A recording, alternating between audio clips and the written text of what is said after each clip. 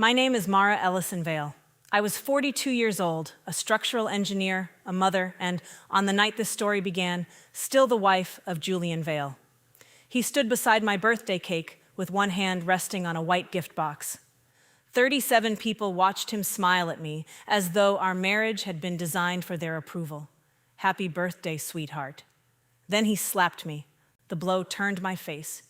Before I found my balance, his hand closed around my upper arm and drove me backward.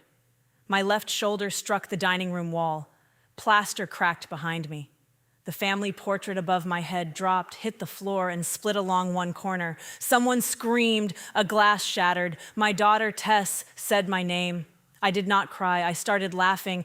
It came out of me in short, breathless bursts that hurt my shoulder and frightened everyone more than the slap had. People who had begun shouting stopped. My sister froze halfway across the room. Julian stared as if I had broken a rule he had never imagined I might disobey. That was when everyone in the room went silent. At Julian's feet, the lid had fallen from the white box. A stack of loan documents lay across the rug, one page waiting for the signature he believed my birthday, his audience, and my fear would force me to give him. Before I tell you how a birthday gift became evidence against my husband, please subscribe to the channel, turn on the notification bell, and like the video. Stories survive when people are willing to hear what polished families work hardest to hide. To understand why I laughed, we need to go back 7 minutes to when the wall was still unbroken and everyone believed the party was a celebration. The dining room at Juniper House smelled of beeswax, roses, and the lemon frosting Renee had ordered because it was the cake our mother used to make.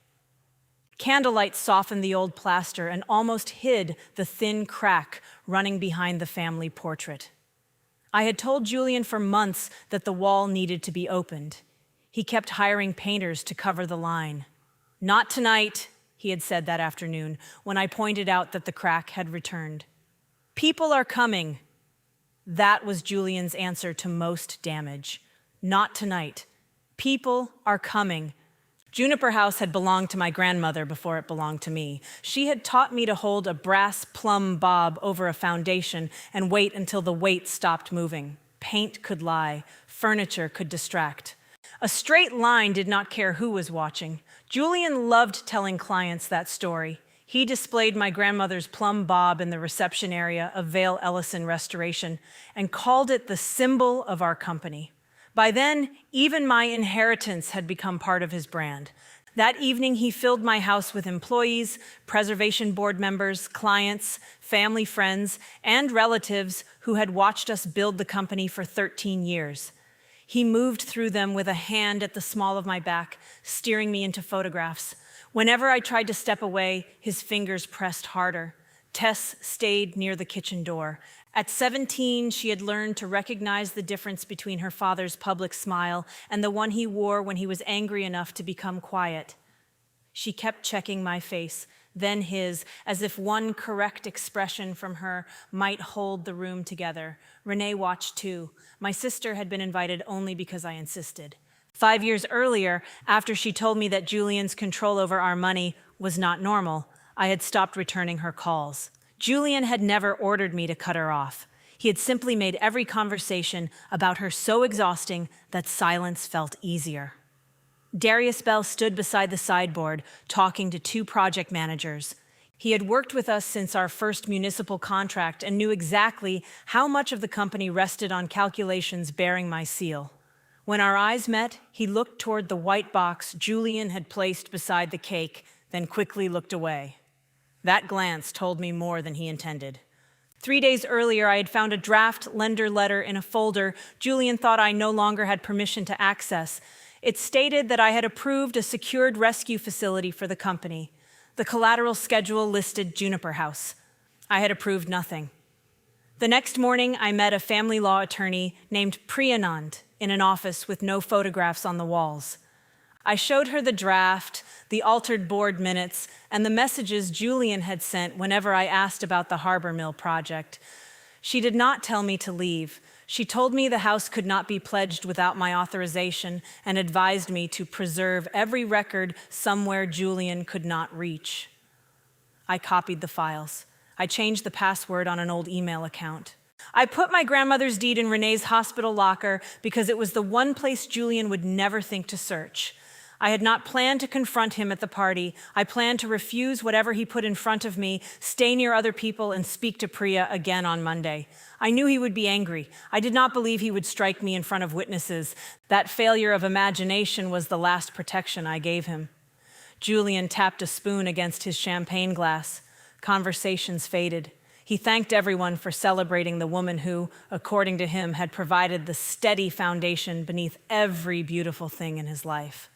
Guests smiled at me. Several employees lifted their glasses. Celia, Julian's mother, pressed her fingertips beneath one eye as though the tenderness of her son's speech had overwhelmed her. Then Julian lifted the white box. "You've spent your life making old places safe," he said. "So I wanted to give you a way to protect everything we built together." He removed the lid and handed me a cream folder tied with a gold ribbon. The first page displayed a drawing of Juniper House beside the company logo.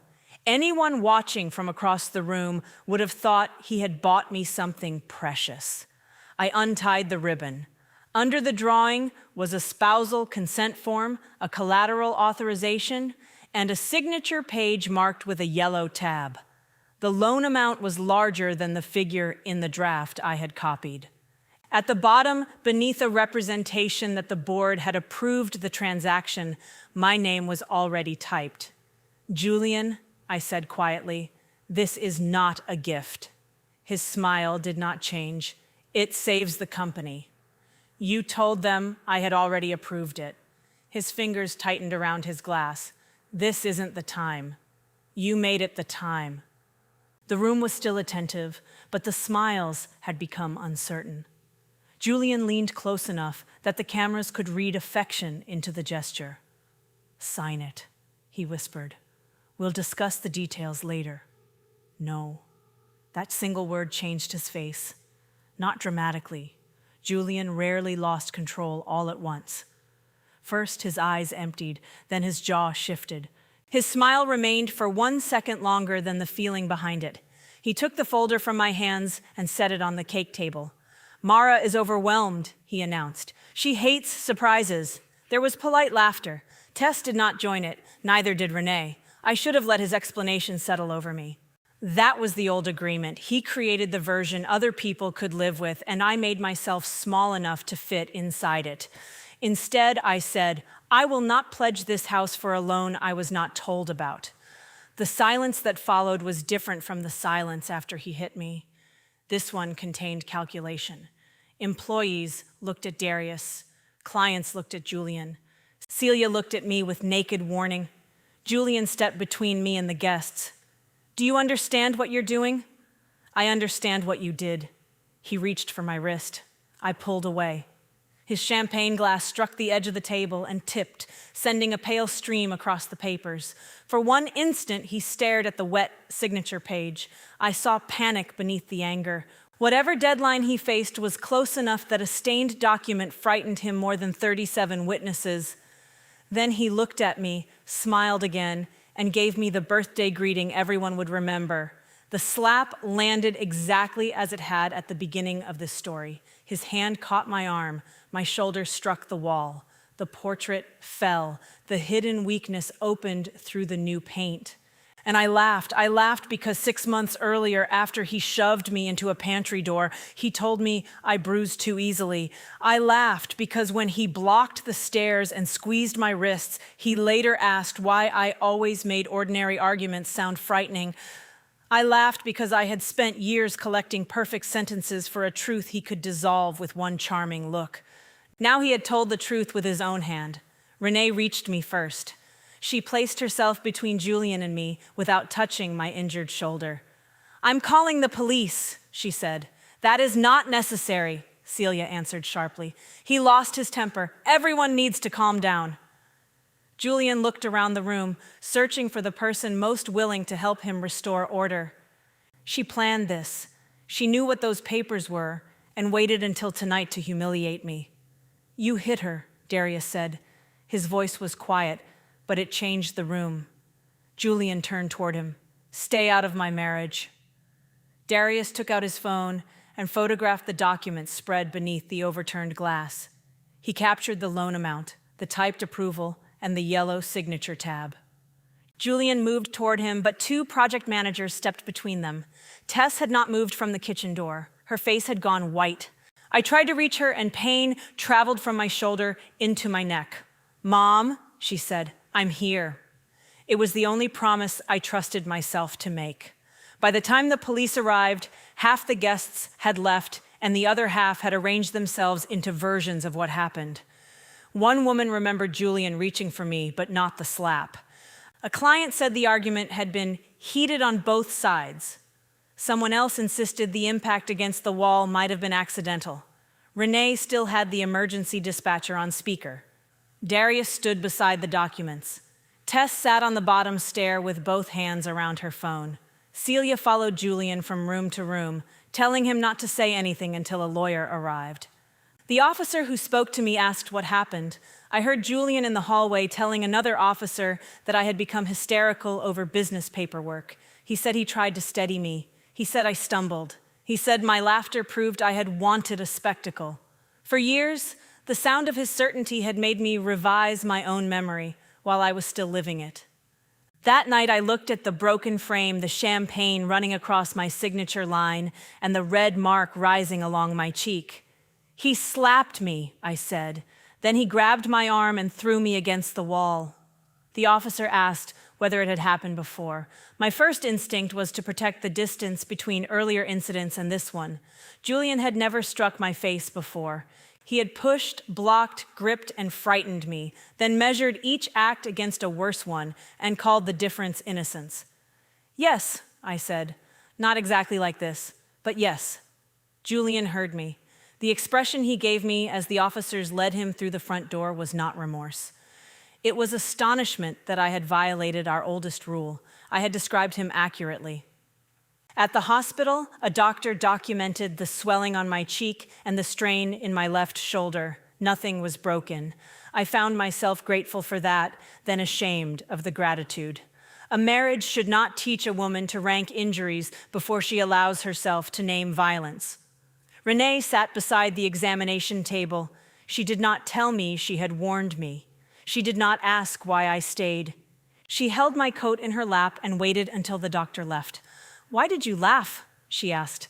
I stared at the disposable sheet beneath my hands. Because he finally did it where everyone could see. My voice shook when I said it. The laughter had not felt brave. It had felt like something inside me snapping loose. I kept thinking if I could explain it perfectly, somebody would tell me I wasn't imagining it. Then he explained it for me. Renee's eyes filled, but she did not look away. I believe you. I wanted those 3 words to repair everything. Instead, they exposed how long I had lived without them. I told her about the pantry door, the staircase, the bank passwords Julian changed because he said I became anxious around money. I told her how he praised my judgment in public and called me unstable whenever that judgment opposed him. I told her about the lender letter and the deed hidden in her locker. What do you want to do? She asked. It was the first question anyone had asked that did not contain its own answer. 5 years earlier, Renee had asked a different question. She had found me sitting in my car outside her apartment after Julian canceled my debit card during an argument. She asked how much worse I needed him to become before I left. When I defended him, she called the marriage dangerous. I heard judgment where she meant alarm, and Julian used my hurt to turn her certainty into evidence that she had never respected us. For months afterward, every time Renee called, he reminded me of her words until answering felt like choosing a side. Now she kept her hands folded over my coat. I could see how much restraint cost her. The nurse in her wanted instructions followed. The sister in her wanted to take me somewhere Julian could never find. Yet she waited for my answer instead of replacing it with hers. I should have listened to you, I said. She shook her head. I should have listened to what you were able to say. That did not erase the years between us, but it altered their shape.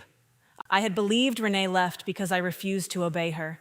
She had believed staying close would help Julian isolate me further. We had both mistaken distance for the least harmful choice. When she reached for my hand, she did it slowly enough for me to meet her halfway. I understood then that support was not another person dragging me toward the correct decision. It was someone remaining beside me while the decision became mine. For once, neither of us tried to rewrite it. "I want to go home," I said. Then I pictured the dining room wall, but I don't want him there. Priya met us the next morning. She arranged the emergency protective filing, told me what it could and could not do, and warned me that a court order was a boundary enforced by consequences, not a physical shield. Renee hired a locksmith while I signed forms. By noon, Juniper House had new locks. Tess and I received the only household keys. I held mine so tightly that the fresh-cut teeth marked my palm. The white box sat on Priya's conference table. Darius had photographed every page and given the original folder to Renee after the police finished documenting the room. The champagne had blurred part of Julian's signature, but left mine untouched because I had never written it. Priya reviewed the collateral schedule twice. "Without your authorization, this does not pledge Juniper House," she said. "But the lender letter represents that you approved the arrangement in principle." I didn't. "Then we preserve everything. We do not guess how far it goes." She showed me board minutes dated 11 days earlier. I had attended that meeting. We discussed project delays, not a rescue loan. The version in the folder recorded a unanimous vote authorizing Julian to negotiate the facility. Beside my name was the word present. The page looked ordinary. That frightened me more than if the forgery had been clumsy. Someone had taken a real meeting and changed only the truth. My phone began vibrating before we left Priya's office. The first message came from a former client asking whether I was safe. The second came from an employee asking whether payroll would clear. The third contained a video. One of the guests had been filming Julian's toast. The clip began with him holding the white box and ended 12 seconds after I hit the wall. It captured the slap, the sound of the portrait falling, and my laughter. It did not capture the private warning he whispered or the documents clearly enough to read them. Someone had sent it to a local account that posted scandals and restaurant openings with the same bright captions. By lunchtime, strangers were arguing about my face. Some called me brave. Others said my laughter proved the scene had been staged. A woman slowed the video frame by frame and announced that I had turned toward the wall before Julian touched me. She was wrong, but she was confident, and confidence travels faster than correction. Julian's attorney released a statement describing the assault as an isolated marital incident following an intentionally humiliating business confrontation. Julian accepted responsibility for reacting poorly while accusing unidentified people of distributing a private family recording. He did not say he struck me. He said he reacted. I watched the clip once, then again without sound. On the third viewing, I stopped just before the blow and studied Tess in the background. She was already flinching. That was when the video stopped being evidence of one night and became evidence of what my daughter had learned to expect. The company accounts were frozen the following morning. Darius called through Priya because direct contact with Julian's staff had become legally and professionally complicated. He said the lender had suspended the operating line after receiving notice that I disputed the authorization. Payroll was due in 4 days. 3 project accounts contained less money than their internal reports showed. I went to the office with Priya's approval and an independent accountant present. Employees watched me cross the reception area, where my grandmother's brass plumb bob hung inside a glass case beneath a plaque about integrity. A site supervisor named Ben stepped into my path. He had 2 children and a wife undergoing chemotherapy. I knew because I had approved his flexible schedule. "Are you going to sign?" he asked. There was no accusation in his first sentence. There was fear. "I can't authorize a loan until I know where the money went." "If you don't, none of us get paid." Other employees pretended not to listen. Julian told us the project delay was temporary, Ben continued. He said you were using the party to force him out. Julian hit me because I refused documents he had misrepresented. Ben's eyes dropped toward my bruised cheek. I'm sorry that happened, but our families didn't do it. His words followed me down the corridor. He was right about one thing. The employees had not created the fraud or the violence. Yet Julian had arranged the consequences so that my refusal would be the final visible act before their paychecks disappeared. In the conference room, Darius placed a cash projection on the table.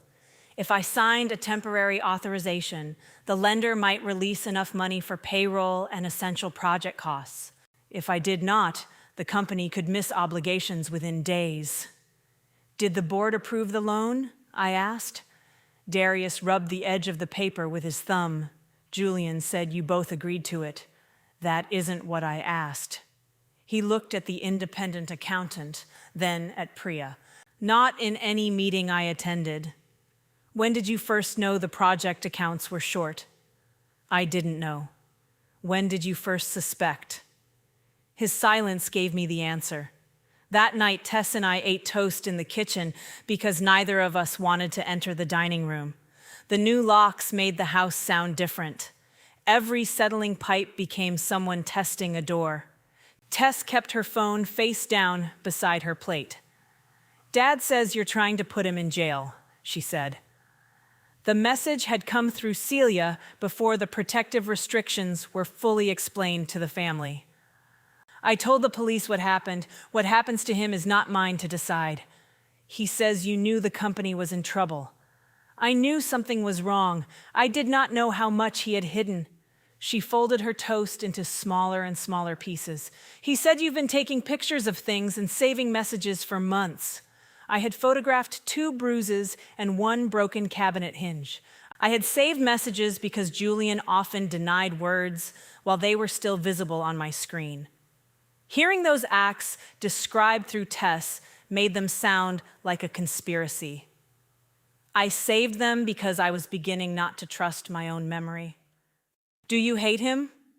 I am afraid of him. Tess looked toward the dining room doorway. That isn't what I asked. No, it's the answer I can give honestly. She started crying without making a sound. I moved around the table, but stopped before touching her. In our house, comfort had too often meant deciding what another person should feel. You don't have to choose between us, I said. She wiped her face angrily. You already chose. Then she went upstairs and locked her bedroom door. I stood alone in the kitchen, listening to the old house settle. I had believed removing Julian would make the room safe. Instead, his explanations had entered through every phone we owned. 2 days later, I returned to the company server with Darius and Owen Hart, the forensic accountant Priya recommended. Darius had spent the weekend exporting access histories before Julian's temporary administrative credentials could be challenged or restored.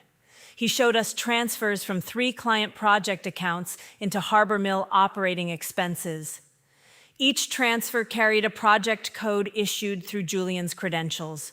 2 were followed by approval notes attributed to me. I never wrote these, I said. Darius nodded. I know your notes. You cite the contract section and the risk. These just say approved. Then why didn't you question them? His face tightened. Because the first transfer covered payroll. The next month, a client payment filled the gap. Julian said the timing would correct itself. And after it didn't, I told myself you knew. He admitted that the week before my birthday, Julian ordered him to prepare a collateral summary using Juniper House. Darius objected that the property was mine. Julian replied that spouses handled signatures privately and told him the party would settle the matter. Why did you photograph the papers? I asked. Because when he put the box beside the cake, I understood what settle meant. It was not enough to make him innocent. We both knew that. But it was the first time someone inside the company described his own silence as a choice rather than an absence of information. Celia's letter arrived through Priya the next morning. It was handwritten on thick stationery and addressed to me as though etiquette could contain what had happened. She wrote that Julian had behaved terribly, that no mother could defend a man striking his wife, and that she hoped this acknowledgement would prove her fairness. Then she spent 3 pages supplying the defense she claimed not to offer. Julian had been under extraordinary pressure. I had embarrassed him before employees. Tess needed both parents. The company supported dozens of families. Private forgiveness would demonstrate strength. Public consequences would make repair impossible. At the bottom, she added that Juniper House had been the family home for 16 years and should therefore be used to protect the family's shared future. I read that sentence twice. Even after her son threw me against its wall, Celia believed the house owed him shelter. I placed her letter beside the stained loan documents. Different paper, same request. Julian's proposal came through his attorney that afternoon. He offered to consent to an extended protective arrangement, remain elsewhere, attend counseling, and issue a public apology. In return, I would sign a temporary financing authorization, describe the assault as an isolated incident, and agree not to disclose internal company records beyond what the lender required.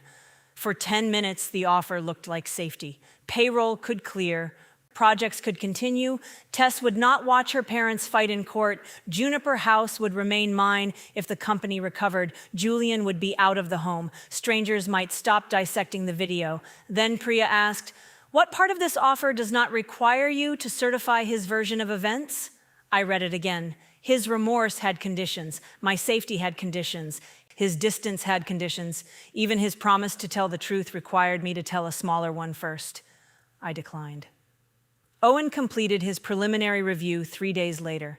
He set 2 versions of the board minutes side by side. The original contained our discussion of delays and my demand for an independent cost review. The altered version removed my objection and inserted unanimous approval for the rescue facility. Server history showed that the changes had been made through Julian's administrative account after midnight. The approval notes attached to the diverted transfers had been created the same way. Lender emails showed Julian repeatedly representing that my signature was a formality delayed by birthday travel and scheduling. There was no single dramatic page labeled fraud.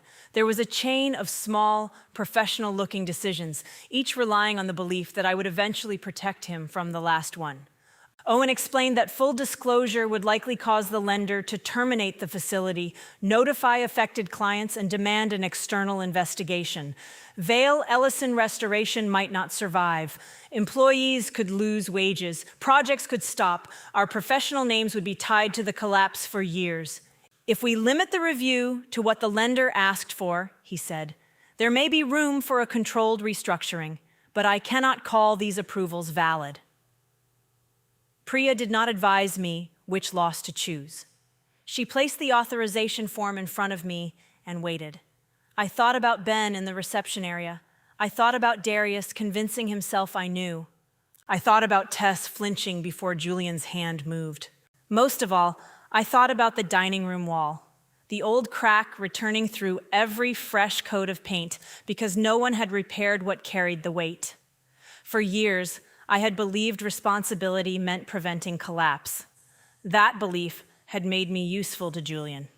He could remove money, alter records, frighten our daughter, and hurt me because somewhere before the consequences reached daylight, I would step beneath the load. I picked up the pen. "Send the complete records," I said. "To the lender, the affected clients, and anyone legally entitled to investigate them." Owen asked whether I understood what that decision could do to the company. I did. The company might fail. People who had trusted us might hate me. Julian would say I destroyed everything to punish him. Tess might believe him before she understood me. The house was secure for the moment, but the life attached to it was breaking open. My hands still shook when I signed the disclosure authorization. But for the first time in years, I did not mistake shaking for uncertainty. The lender confirmed receipt before sunset. By the following morning, investigators had begun requesting records, affected clients had received formal notices, and Julian's attorney had stopped describing our dispute as private. My decision had moved the truth beyond our marriage. I expected that to feel like relief. Instead, it felt like hearing the first support beam crack after ordering everyone out of a dangerous building. I knew evacuation was necessary. I still heard every frightened voice below. Priya began preparing for the hearing that would determine whether the emergency restrictions should remain in place. The party video helped, but she warned me that Julian would use everything outside its frame. His attorney would emphasize that I had copied records, consulted counsel, and refused him before the party. Preparation for safety would be renamed Preparation for Revenge. We contacted the guests whose names appeared in the police report.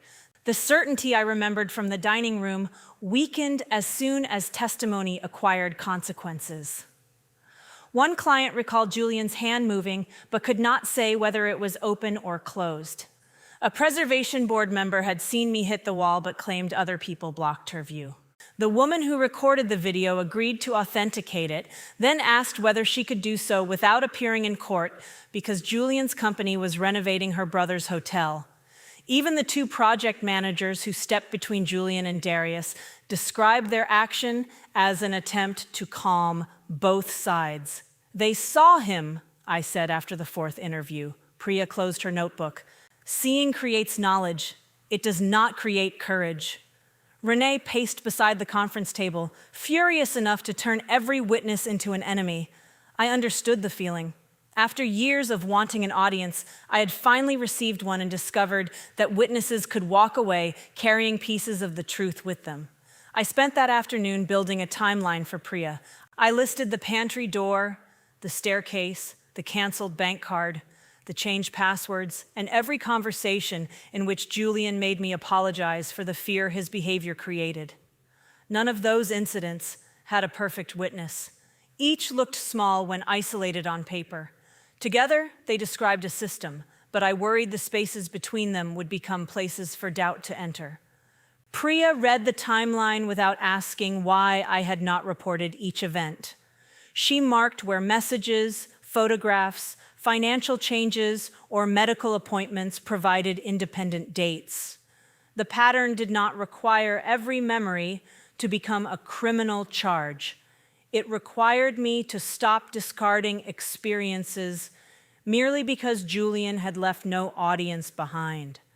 That distinction mattered. I had been treating evidence as permission to remember.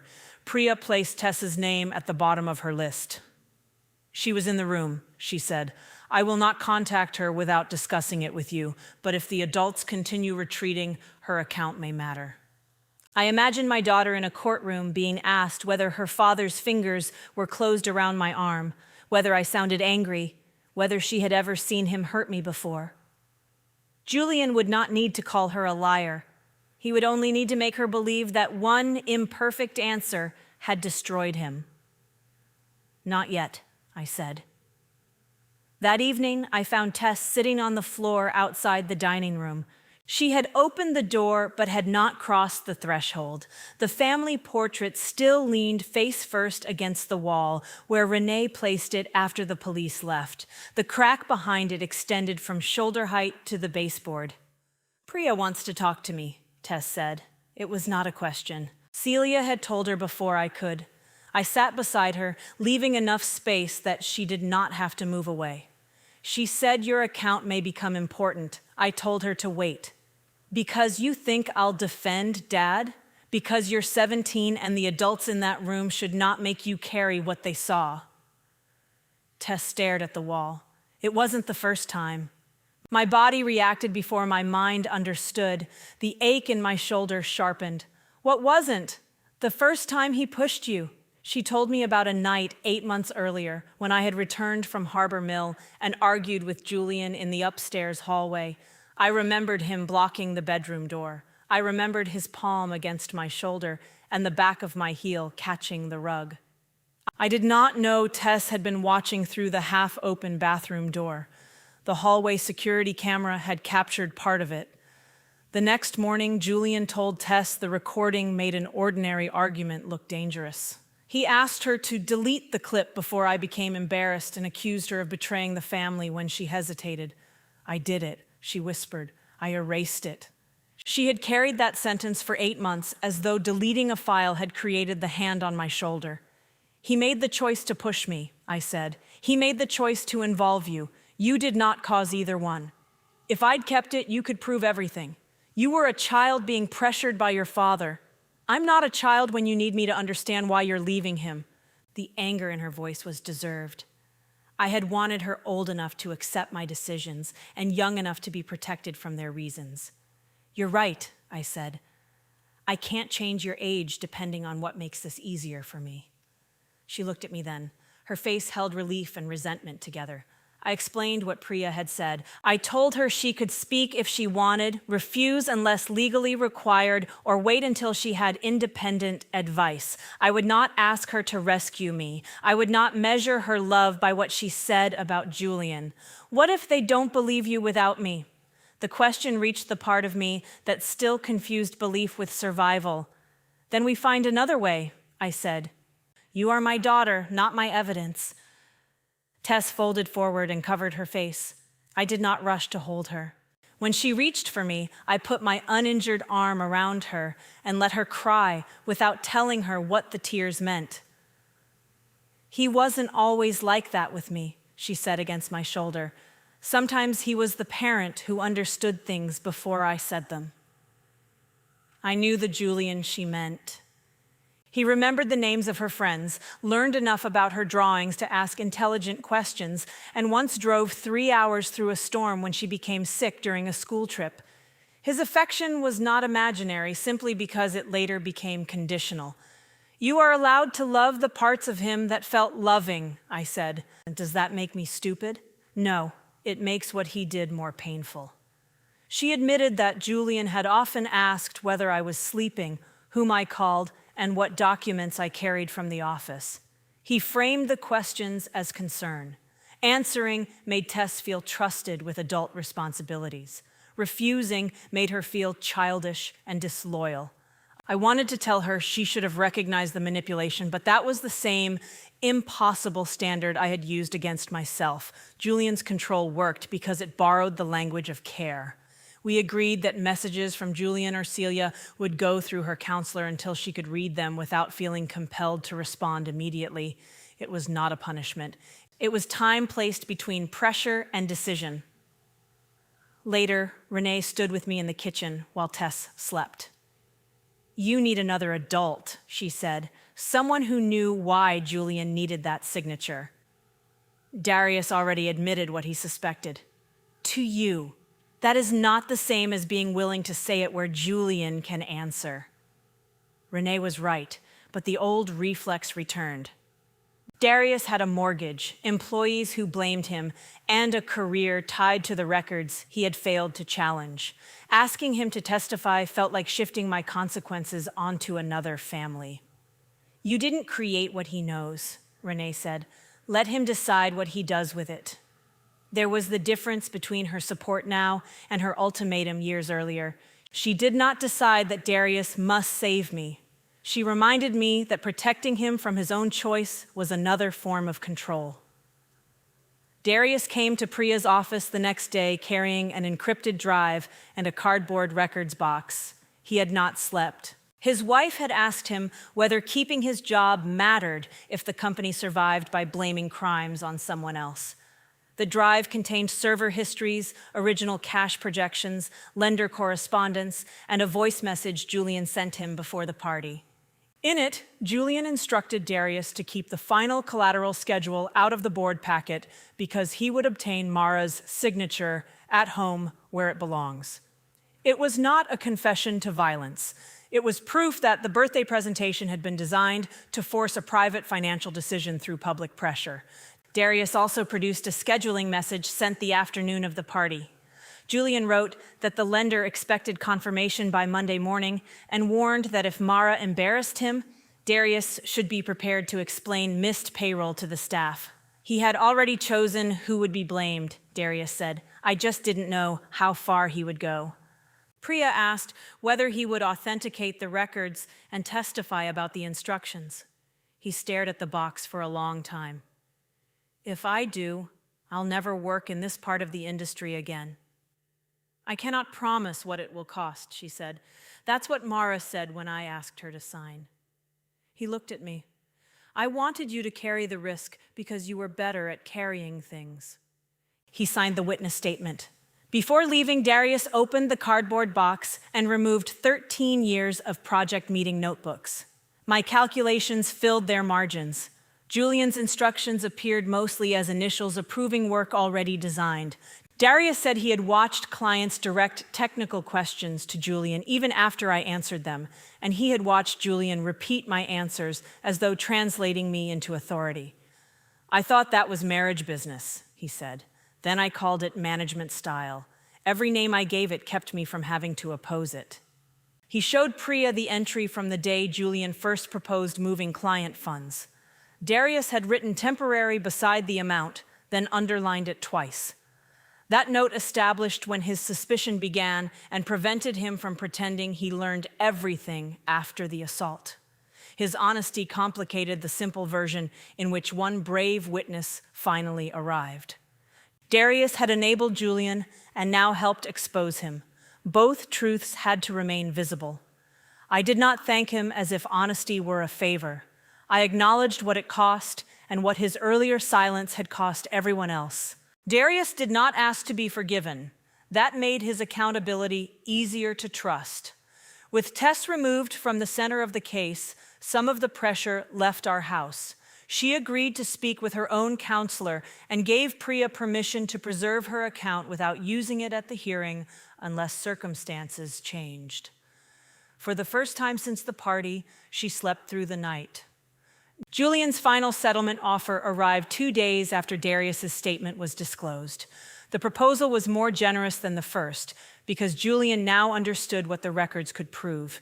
He would release any claimed marital interest in Juniper House, accept an extended no-contact order without admitting a continuing danger, and transfer enough personal funds to cover several months of household expenses.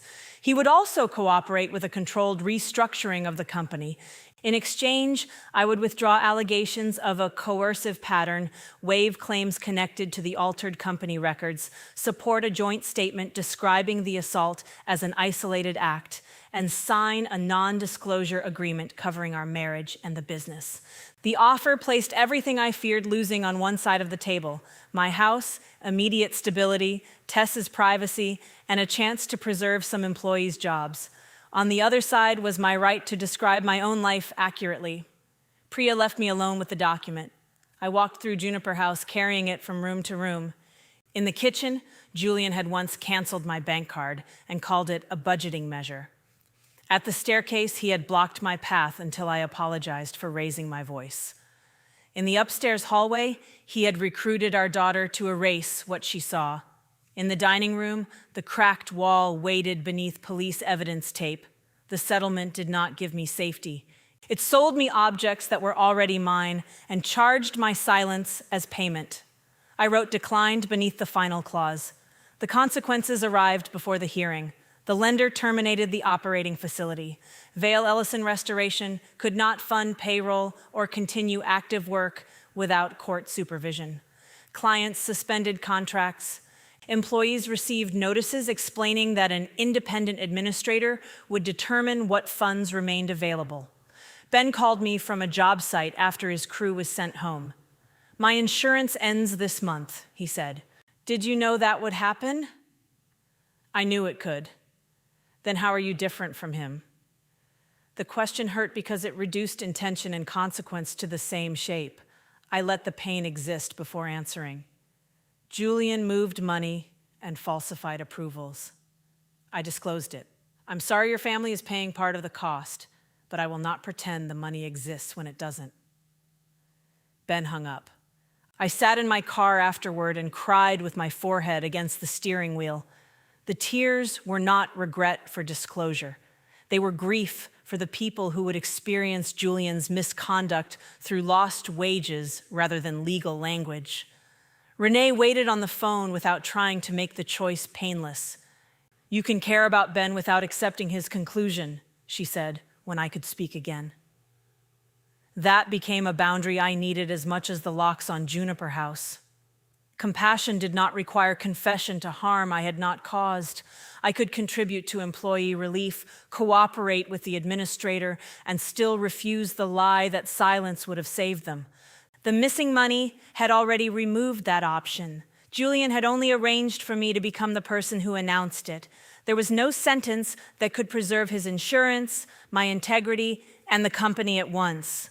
Accepting that limit was harder than being blamed. The protective hearing took place 6 weeks after my birthday in a courtroom smaller than the conference room where Julian and I once signed our first municipal contract. No cameras were allowed. There was no audience beyond the people required to be present. The night before, Priya prepared me for questions designed to make precision look evasive. She asked me to describe the earlier shove without improving my memory. I could recall the pressure of Julian's hand and the rug folding beneath my heel, but not which foot moved first. My old instinct was to supply the missing details so the account would sound complete. "Do not give certainty you do not have," Priya said. "Credibility is not perfection." At home, I practiced saying I did not remember. The words initially felt like surrender. By midnight, they felt like another form of accuracy. Julian wore the navy suit from our company photographs. When he entered, my body remembered him before my mind did. My shoulder tightened, my hands cooled. Priya reminded me to place both feet on the floor.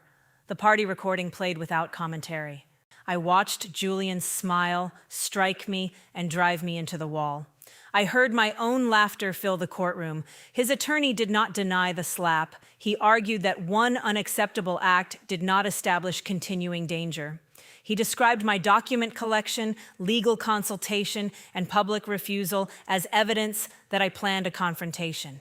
He suggested my laughter showed triumph rather than fear.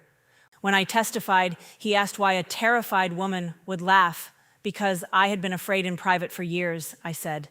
That was the moment I understood I no longer had to prove the private part before anyone could believe the danger. He asked why I did not leave after the earlier incidents. Because each one was followed by an explanation that made staying seem more reasonable than trusting myself. He asked whether reporting the altered records damaged Julian's business. They were my business records too. Accuracy damaged the version he was using. Julian testified that he loved me, regretted the assault, and wanted only to protect the company we built. He said he believed I had approved the loan because married partners often reach decisions informally. He described the party documents as symbolic and insisted my public refusal caused him to panic. For a moment, his voice affected me exactly as it once had. He sounded measured, injured, almost generous. Then Priya showed him the message warning Darius that I would sign at home and asked why a voluntary decision required a deadline, an audience, and a threat about payroll. Julian said the message was being misinterpreted.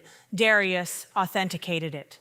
He also authenticated the original board minutes, the altered version, and Julian's scheduling instructions.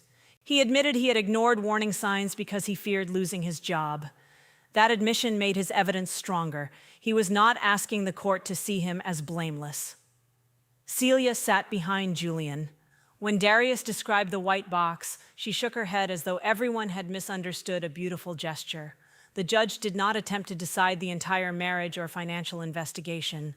She found that the recorded assault, prior coercive conduct, continued pressure through financial conditions, and Julian's refusal to respect my independent decisions established an ongoing need for protection. The extended order prohibited direct contact, restricted indirect messages, and barred Julian from Juniper House. The ruling lasted less than 5 minutes. Tess waited with her counselor in a room across the hall. We had decided she would not sit through testimony unless required. When I told her the order had been extended, she asked whether it meant Julian was officially a bad person. "It means the court found that protection is necessary," I said. She frowned at the careful answer. "That sounds like Priya." I'm learning from her. What Tess wanted was a ruling on whom she was permitted to love. No court could provide it. I told her the order governed Julian's access, not her feelings. She could miss him and still maintain distance. She could remember good days without using them to erase dangerous ones. Can he change? She asked. He can choose to. We cannot build our safety around waiting for that choice. I had imagined legal recognition would feel like a door slamming between us. It felt more like a lock clicking, small, practical, and meaningful, only if I continued to use it. Outside the courtroom, Julian did not look at me. Celia did. "You have what you wanted," she said. "I hope it was worth the family." Renee started toward her, but I touched my sister's arm. "The family was not the price of telling the truth," I said. "It was what Julian kept charging me to hide it." Celia walked away without answering. The protective order resolved one question. The financial investigation continued for months. External reviewers traced diverted client funds, altered approvals, and false lender representations through Julian's administrative access. My original emails showed that I had demanded a cost review before he changed the minutes. Darius's exports matched independent server backups. The evidence cleared me of authorizing the disputed transfers and removed Julian from every management role while the company entered supervised dissolution. Julian eventually accepted formal responsibility for the assault and portions of the financial misconduct rather than face separate trials. The resulting orders included restitution, professional restrictions, supervised release, and continued no-contact conditions. The outcome did not return every dollar or erase every lie. It made his consequences his responsibility. Vale Ellison Restoration did not survive. The administrator transferred 2 viable projects to other firms, returned what could be recovered to affected clients, and sold the company's equipment. Some employees found positions with the firms completing our work. Others did not. Ben's family received temporary insurance assistance through an employee relief fund financed from the sale of Julian's vehicle collection and my voluntary surrender of a portion of my company distribution. At the final employee meeting, the administrator reviewed claims while I sat at the end of a folding table. Some people thanked me for producing records, others would not meet my eyes. Ben attended by video from his wife's treatment center. He did not apologize for blaming me, and I did not ask him to. I explained which approvals carried my name without my consent and answered questions about the projects I had supervised. I did not defend the marriage or describe the assault. The employees deserve facts about their work, not access to my pain as proof of sincerity. One junior engineer said Julian had instructed her to remove my name from a presentation because clients preferred a single decision maker. I had never known. After she spoke, 2 others described similar instructions. The company's financial collapse had a paper trail. My professional disappearance had been distributed through hundreds of smaller choices. Hearing them did not restore the credit. It helped me understand why rebuilding the old firm under my control would still preserve too much of Julian's architecture. I contributed because their hardship mattered, not because Julian's decisions were mine to purchase. Darius lost his position and his standing with several contractors. He cooperated until the last account was reconciled. Months later, he accepted work with a nonprofit housing organization at less pay. We did not become close friends. Trust returned in careful, limited measurements. During the dissolution, I entered the empty reception area to collect my personal engineering books. The plaque beneath my grandmother's plumb bob still claimed that integrity was the foundation of everything we built. I removed the glass case from the wall. For years, Julian had displayed that tool while asking me to ignore every line it revealed. I carried it home wrapped in my coat. The divorce took longer than the hearing and contained less drama. Spreadsheets replaced accusations. Priya kept every communication inside permitted channels. Juniper House remained mine because I had inherited it and never validly pledged it. Julian retained debts and assets assigned through the financial proceedings. Neither of us left with the prosperous future our company had once promised. Celia sent Tess birthday cards and messages about forgiveness. Tess chose to receive letters through her counselor and declined visits while Julian continued describing himself as the victim of my anger. I told her she could change that boundary someday or keep it forever. Her relationship with her father belonged to her, provided it could exist safely. Celia asked me once whether she could visit Juniper House to collect family photographs. I sent copies through Priya and denied the visit. She called the boundary cruel. I let her believe that. Renee and I rebuilt our sisterhood in ordinary pieces. She came over for coffee without inspecting my choices. I listened when she spoke about her own exhaustion instead of treating her as the strong one who needed nothing. We learned that reconciliation was not returning to the relationship we had before Julian divided us. It was creating one that had room for disagreement without disappearance. Tess's anger lasted longer than my bruises. Some days she blamed Julian, other days she blamed me for waiting. Once she said the party had taken both parents from her, even though I still lived down the hall. I did not defend myself with evidence. I told her she was allowed to grieve the father she loved and the mother she thought would always keep the family intact. I apologized for the years when my secrecy made her distrust what she sensed. I did not apologize for leaving. By spring, she stopped listening for footsteps before entering a room. I was not ready to rebuild a large company. Prestige had become indistinguishable from the rooms where Julian performed certainty. Instead, I opened a small structural safety consultancy in 2 rented offices above a neighborhood hardware store. I accepted fewer projects, published every ownership interest, and required 2 documented approvals before client funds could move between accounts. My first contract involved an aging apartment building whose owner wanted a crack painted before inspection. I declined the cosmetic work and submitted a proposal to examine the foundation. When the owner complained about the cost, I did not make myself responsible for preserving his preferred answer. The work grew slowly. I reviewed school additions, porch failures, and apartment foundations whose owners had postponed repairs because appearances were cheaper. I hired one graduate engineer and gave her authority in writing rather than praising her privately while speaking over her in meetings. Every invoice identified where client funds would remain. Every decision left a record another person could question. Transparency did not guarantee goodness. It made concealment harder, including my own.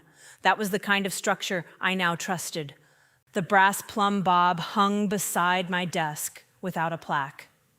At Juniper House, I waited almost 10 months before repairing the dining room wall. For a long time, I kept the door closed. Then Tess asked whether avoiding the room was another way of letting Julian decide how we used the house. We hired a restoration carpenter and opened the plaster from floor to ceiling. Behind it, one old framing member had pulled away from its connection. The impact on my birthday widened the surface crack, but the weakness had existed for decades. "We can make the repair invisible," the carpenter told me. I surprised myself by saying no. He reinforced the framing, replaced the damaged lath, and finished the plaster properly. At my request, he left a narrow seam visible beneath the final lime wash. It was not a shrine to what happened. It was proof that repair could acknowledge damage without allowing damage to remain in control. The family portrait never returned to its place. Tess kept a smaller copy in her room because she said she wanted access to the memory without letting it govern the house. The wall remained otherwise empty until I hung the plans for my consultancy beneath my grandmother's plumb bob. During the weeks after the repair, Tess began using the dining room table for her art portfolio. She left charcoal dust on the wood and taped sketches near the visible seam. At first, I fought the urge to protect the room from mess, as though careful surfaces could prevent another loss. Then I remembered how many years we had mistaken neatness for peace. One evening, she drew Juniper House with the front door open. She did not include Julian, but she did not cross out the space where he had once stood.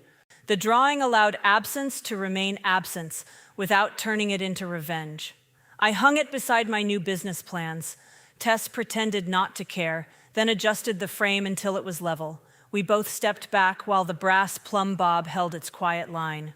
My next birthday arrived on a quiet Saturday. There were no clients, employees, cameras, formal speeches, or documents disguised as gifts. Renee brought lemon cake. Tess cooked dinner and complained when I tried to clean before we ate. 3 places were set at the dining room table. For a few seconds, standing in the doorway, I felt the old night return through my body. I smelled champagne that was not there. My shoulder tightened beneath a hand that no longer had access to me. The seam in the wall caught the afternoon light. Tess noticed me hesitate. "We can eat in the kitchen," she said. I looked at the room. Safety was not proving I could stand where I'd been hurt. It was knowing I was free to leave and free to stay. "No," I said. "I want to be here." Renee lit the candles without singing until I asked why she looked so serious. She admitted that she and Tess had spent 20 minutes debating whether a surprise song might be emotionally irresponsible. The absurdity of it caught me before I could prepare. I laughed. This laughter did not hurt. It did not burst through fear or challenge anyone's version of me. Tess began laughing too. Renee tried to defend herself, made the explanation worse, and finally surrendered to it. I looked past them at the repaired wall, the visible seam, the plans for work bearing only my authorization, and the brass weight hanging straight and still. I had once believed freedom would arrive when enough people agreed about what happened to me. What arrived instead was quieter. I believed myself. I protected what was mine. I allowed other people to carry the consequences of their choices. Then I closed my eyes, made a wish I did not have to share, and blew out the candles. I laughed, and no one became silent.